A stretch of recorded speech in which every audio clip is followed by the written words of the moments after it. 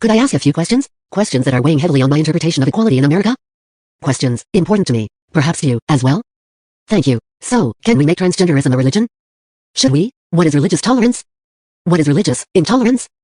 Is it fair to say that long-standing American policy is tolerant of people's religions, or alternatively, people's lack thereof?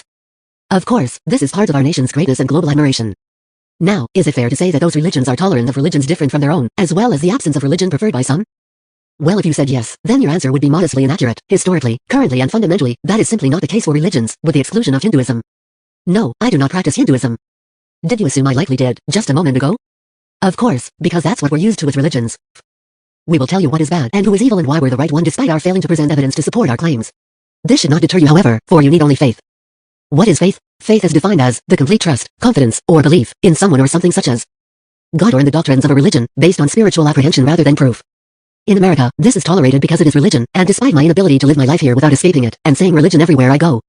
And despite costing America just over $100 billion in lost tax revenue each year, and despite knowing the writings so many of these people hold dear. Call for the destruction or death to all people like me. This is their freedom, and I refuse to protest it, because religious tolerance is necessary as an American. So I ask, why is it the religious people demanding my condemnation? Why are people operating under the notion of faith without proof, demanding that science prove the justifications of my existence? Or simply concluding that those justifications do not exist? Openly citing the same science that opposes their belief systems? All while ignoring the recent scientific findings which point to confirming the validity of our existence, which is far more than their religion has produced in 3,000 years? Our founding fathers believed in the necessity of religious tolerance in the name of goodness and humanity.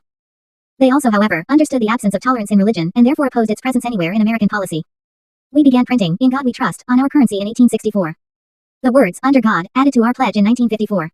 How? Christian lobbyists. This is not secular. This is a violation of American policy.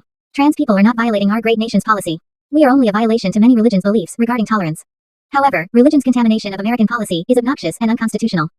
It can't be tolerated if a positive outcome is expected. What is required for my people to be accepted the same way as these religions? With religion infiltration of American policy and the recent pushes by it to integrate even more, is the only defense of transgender people going to be living under the protection of religious tolerance?